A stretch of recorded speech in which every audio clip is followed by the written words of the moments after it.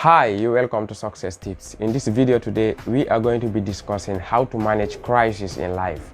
Very important to note that every individual must experience a moment of crisis at least once in a lifetime, and there is no single individual that is shielded from experiencing crisis in life. Now, as we go through the content of this video, we need to first of all understand what crisis means in this context. Crisis simply means a traumatic or a stressful change in a person's life. In another word, crisis simply means a time when an important or a difficult decision must be made. So that is what crisis means. For you to understand it in a practical life scenario, what crisis means, I'm going to be giving you a couple of examples so you will get to understand what crisis means. Crisis can mean someone losing his job. Crisis can mean someone having a business that is sinking in debt. Crisis can mean a business revenue or profit going down. Your family at the verge of filing for divorce is also another critical crisis in a person's life. A major economical crisis to a country can be a crisis to an individual. Losing a major contract that means so much to your own life and the life of your business. Having a viral public criticism, maybe something happened and then everybody now all of a sudden just turn against you, and then everything is going viral about you and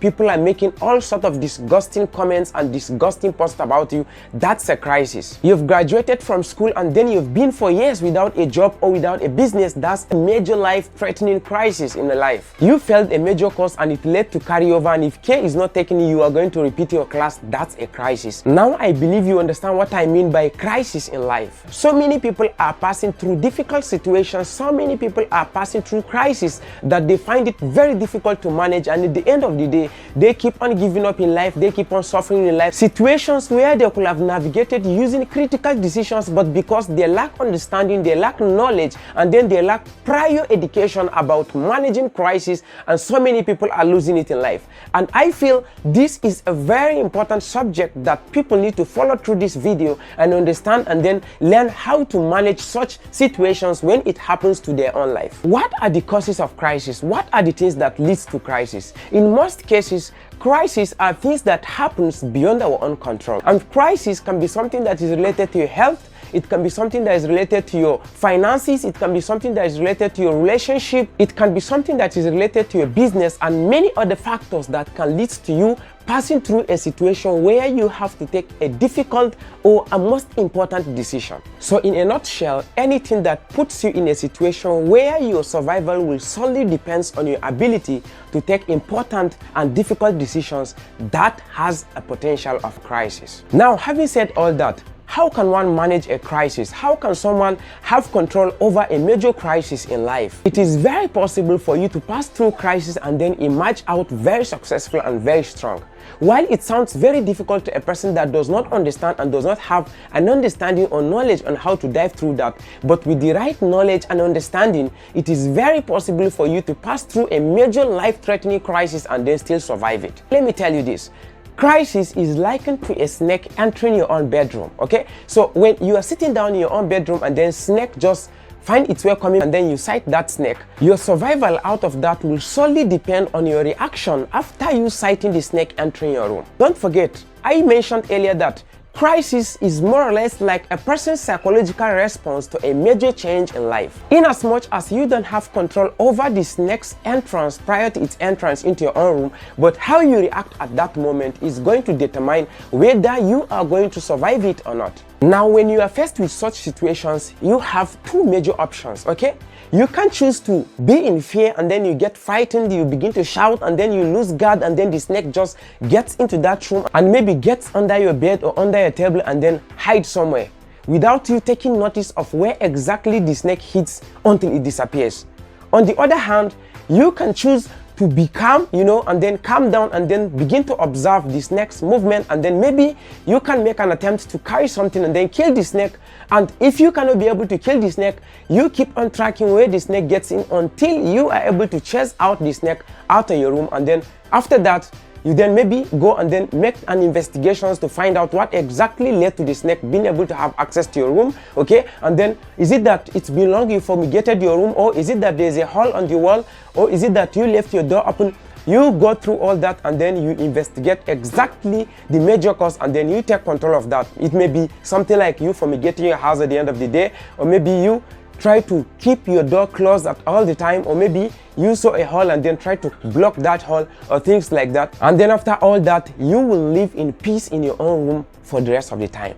But if you choose to be in fear and then you get frightened and then you allow the snake to enter your room because you were not able to calm down and take a difficult and a strategic decision, then you are not going to live in peace in that room for the rest of the time. And there are very high chances that it's not only going to affect your peace, but sometimes maybe the snake can just come out in the middle of the night while you're sleeping, and then the thing will just bite you off to death. So it's very important for you to take this knowledge, to take this teaching about how to manage crisis, so you can be able to come out stronger amidst any crisis that you may face in life. I know deep in your mind you might be saying, okay, no, how can someone calm down in the presence of snake?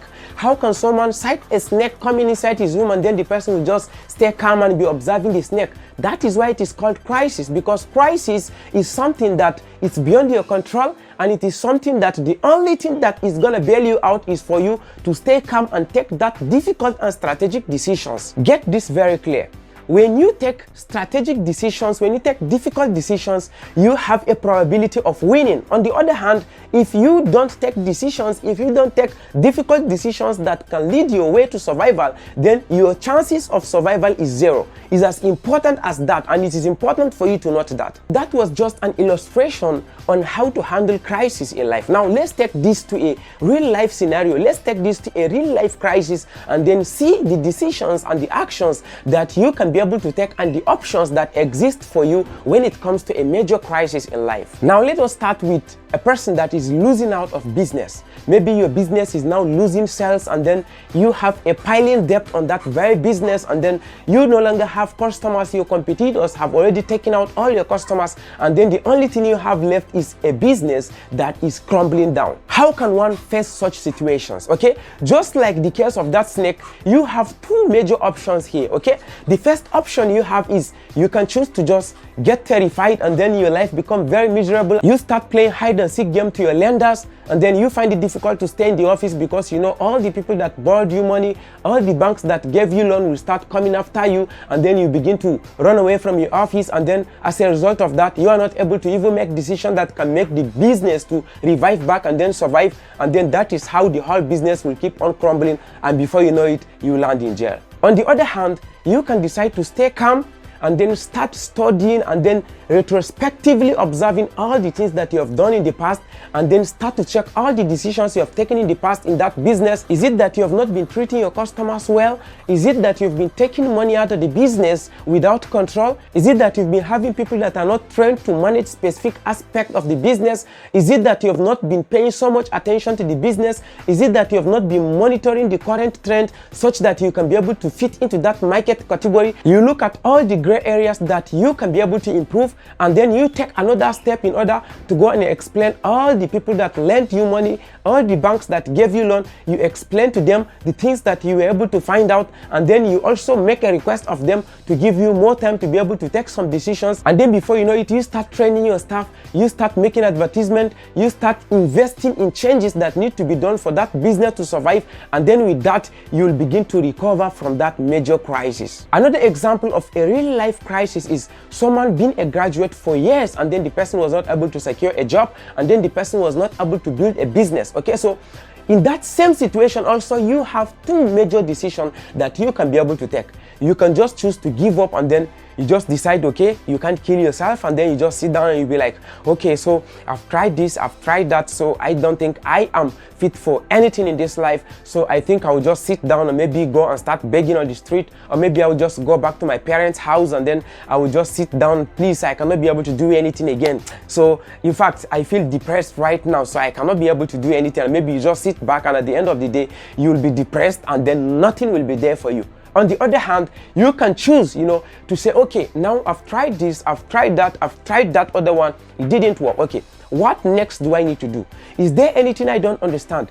Okay, let me go and meet this person. Okay, this person have been working for quite a number of years now. Let me meet him for advice. Let me meet this person for guidance. Let me meet someone to mentor me. Okay, what is it that I have not been doing right? Maybe someone will come and tell you, okay, you need to study how to be able to make your own resume. or maybe you need to study about this business, how to come up with a business model. Maybe you need to study about this field that you need to go into. You need to buy these books and study. Before you know it, you are beginning to equip yourself with the kind of things. At the end of the day, you will come and land in your dream job without you having to pass through that joblessness at the end of the day. Just as the earlier definition being that crisis is a time when a difficult or an important decision must be made, that is the mentality you need to be viewing crisis with, okay? Fear should be the last thing you will ever pick up when you are facing a crisis, because fear is only going to make you to lose guard, and then you will not even know where to start from. At the end of the day, you will lose it all. Let me give you one last example for a major life crisis, and then from there you will be able to relate it to any form of crisis that you may be facing,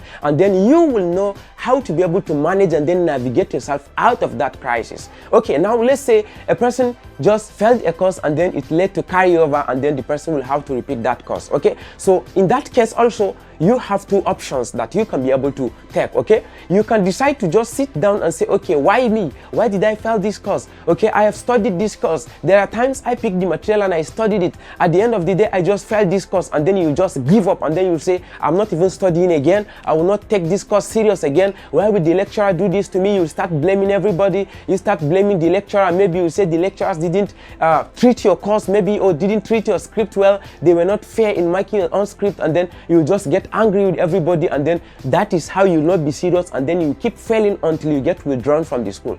On the other hand, you can choose to sit down and then say, okay, what exactly did I need to do to pass that course?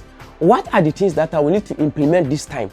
What were the study strategies that I was supposed to do if actually I wanted to pass that course? Then you start implementing those strategies. Was it that you were not taking your studies serious? Was it that you were giving too much time to play instead of your studies? Was it that you have not been paying attention to the assignment that they are giving? Was it that you've been missing classes and they have been giving shotgun or maybe tests, you know, accidental tests and the things like that, and then you were not able to get it? Or is it that the teacher allocated marks for attendance, but then it happened to be that you didn't have much attendance? Or is it that you didn't understand the course, but you just kept on reading instead of meeting a colleague that understands the course to put you through? Okay, so after you're able to look back and then start to pick all the lessons that you are picking from that, and then at the end of the day, you will come and work on those lessons, and then when you come to write the exam, you will not discover that it's not as hard as you thought it will be, and then before you know it, you come out with an A this time around. Okay, so managing crisis in life is one of the important key things that you need to so much pay attention to, so that you will be able to navigate through crisis in life. Let me tell you this, there's no way you're going to escape crisis in life, because no single person that can ever live in this life without experiencing a major challenge, without experiencing a major thing that will make that person to have a difficult decision taking. I believe after going through this video, you are equipped with knowledge and understanding on how to face crisis and how to manage crisis, and then come out very strong and successful out of it. So if this is your first time on this YouTube channel, I will want you to click on the subscribe button below and turn on the notification bell, so that when the next important video as such comes up, you will be notified. And if you are a returning viewer, I would love to say thank you, and please, I want to plead with you to share this video, like it, and then share it with friends and loved ones, so that they can also come and learn and overcome some challenges that they may be facing in their own lives. And at the same time, it will mean a lot to us, because that will mean having access to more audience, and of course that will build our fan base. Thank you so much. See you guys in another video. Bye.